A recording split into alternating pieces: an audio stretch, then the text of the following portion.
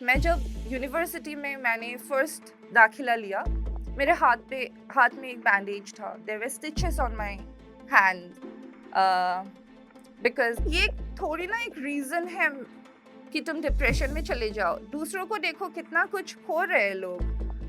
अम, तो वीक मत बनो, स्ट्रॉन्ग बनो। मुझे क्या बनना है, उसके बारे में मुझे नहीं सोचना, but I was thinking.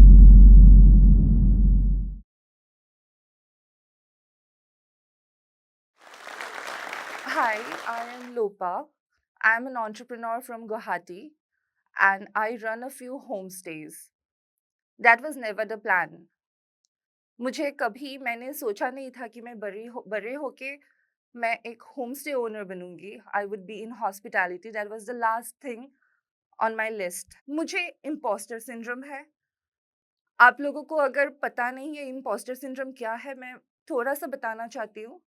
Impostor syndrome is something जो आपको हमेशा फ़ील कराता रहेगा, अंदर जो एक वॉइस है वो आपको बताता रहेगा कि you are not good enough. आप आप जो कर रहे हो, it just happened by fluke, by chance हो गया। ये आपका रियल टैलेंट नहीं है। आप तो एक फ्रॉड हो। आपको लोगों को पता चल जाएगा कि लाइफ में आपने जो कुछ भी किया अभी तक, वो ऐसे ही बाय चांस हो गया। मैंने कभी भी नहीं सोचा था कि आई एम गुड इनफ। और ऐसे ही मेरा बचपन भी चला गया।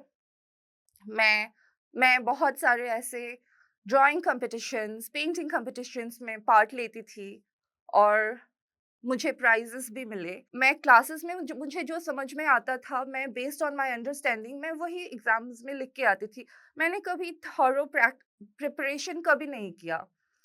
तो तो जितना एक्सपेक्टेशंस थे मेरे से, मेरे टीचर्स के, मेरे पेरेंट्स के, मेरे रिलेटिव्स के, मैं शायद खरी नहीं उतर पाई क्योंकि दे expected a lot from me. मैं एक अब्यूज़िव रिलेशनशिप में थी। It was physically abusive, it was verbally abusive. और हैदराबाद जाने से सिर्फ़ 2 दिन पहले मेरा ब्रेकअप हो चुका था और मुझे ऐसा लग रहा था कि अभी हैदराबाद जाके शायद I can start from zero again. मैं गई हैदराबाद, वो वहाँ पे ख़त्म नहीं हुआ।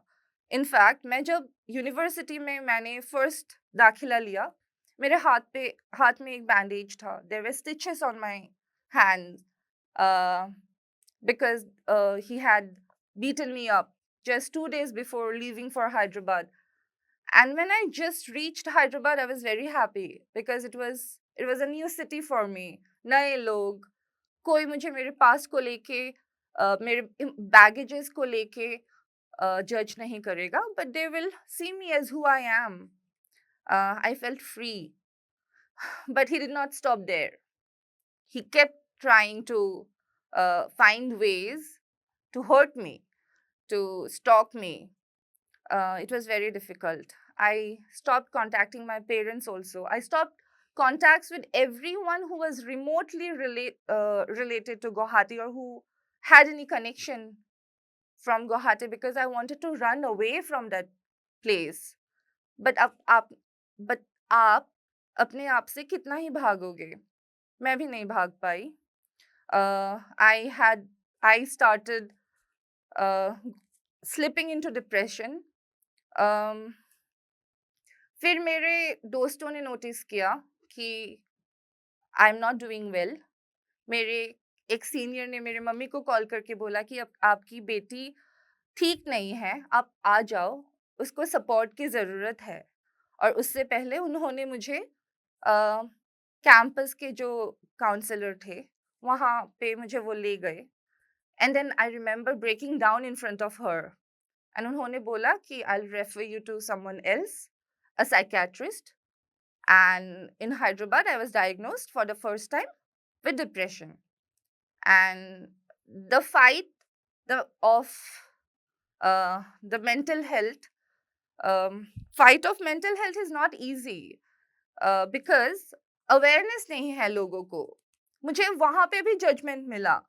मैं फैमिली मेरे इनफैक्ट acquaintances किसी के साथ मैं अपने मेंटल हेल्थ के बारे में खुल के बात नहीं कर पाती क्योंकि वो लोग मुझे बोलते थे कि ये थोड़ी ना एक रीज़न है कि तुम डिप्रेशन में चले जाओ। दूसरों को देखो कितना कुछ खो रहे हैं लोग। अम, तो वीक मत बनो, स्ट्रॉन्ग बनो। But that would instigate me more to be to recede, क्योंकि क्योंकि it was always like walking on egg shells. मम्मी पापा को मैंने बोला नहीं था, क्योंकि इट वाज एन एम्बैरेसमेंट कि बोलूं कैसे। घर पे कभी मेंटल हेल्थ के बारे में हम लोग बात नहीं करते थे, तो मुझे नहीं पता था कि मैं उनको कैसे बोलूं कि I have this condition. And there was so much stigma around mental health, mental illnesses, that आप बात नहीं कर सकते हो क्योंकि लोग आपको पागल बोलेंगे। तो हम उस बात को हमेशा छुपाते थे। Although they were very supportive कि ठीक है, मेडिसिन्स, या like they are always trying to be careful to not trigger me, but it was very difficult to sit with them and talk, because शर्म आती थी कि mental health is such a new concept. उसके बाद आई आई dated someone जिनको जिनके साथ problems थे मेरे, और उनको भी यही था कि you are faking it. But eventually now with the help of social media, there is a lot of awareness around mental health, and there is a lot of support from my family as well. And I am not ashamed to uh, admit that yes, I have suffered, but with the right support, it life becomes easy. मैंने decide किया कि मैं 1 साल job करूंगी और मैं किसी NGO में जाके वॉलंटियर करूंगी।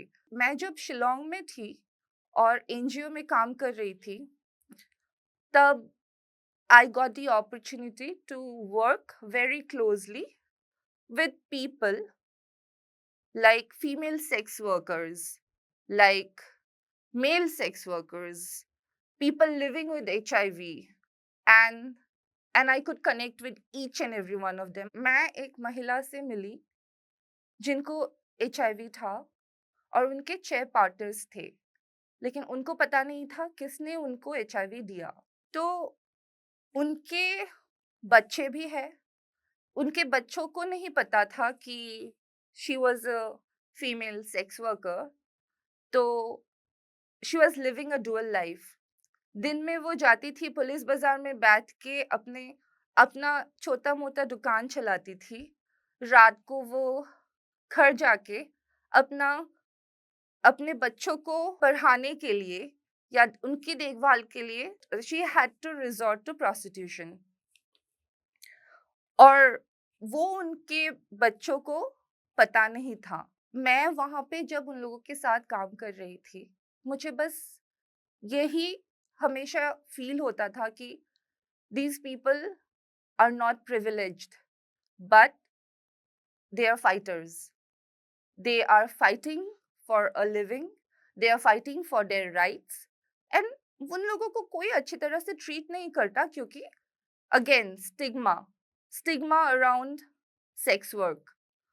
Uh, but that is just work, and they're doing it because that is, sometimes it is a choice and sometimes it is not. Second wave आया, घर वापस चले जाना पड़ा, एंड उसी टाइम पे मेरे पापा का रिटायरमेंट हो गया था, घर पे फाइनेंशियल क्राइसिस था। रेंट पे बहुत हमारे थे, मतलब बिल्डिंग में रेंट पे दिया गया था, लेकिन कोविड के बाद वो टेनेंट्स चले गए वापस। फाइनेंशियल क्राइसिस बहुत ज़्यादा था, क्या करूँ, क्या नहीं, मम्मी-पापा को कुछ आइडिया नहीं था, तो उन लोगों ने, मम्मी ने एयरबीएनबी के बारे में सुना था, तो मम्मी ने सोचा कि let me just list it on Airbnb. She started from 1 unit. मैं घर पे हूँ, फ्रस्ट्रेटेड, डाउटिंग माई सेल्फ, क्या आंसर दूँ लोगों को? जॉब है, नहीं, फ्रीलांस कर रही हूँ, क्या करना है, कुछ ठीक नहीं। फिर वहाँ पे मैं 2-3 महीने के बाद I also slowly started getting involved in the process, क्योंकि मुझे मम्मी का टेक्निकल पार्ट, एयरबीएनबी या होम स्टे का जो ऑनलाइन प्रेज़ेंस था, मुझे वो देखना पड़ा। एंड थोड़ा-थोड़ा इंटरेस्ट मुझे मेरा बढ़ा, क्योंकि नाउ आई एम थिंकिंग कि मुझे क्या बनना है उसके बारे में मुझे नहीं सोचना, but I was thinking about how I can help my parents stabilize this business, and I did that. एक होम स्टे से दूसरा हुआ, दूसरे से तीसरा हुआ, and we started expanding. We kept on expanding, and now I'm an entrepreneur. मैं अभी भी गुवाहाटी में हूँ. I have expanded to a few more units after that. मेरा खुद के brand, I'm building my own brand now.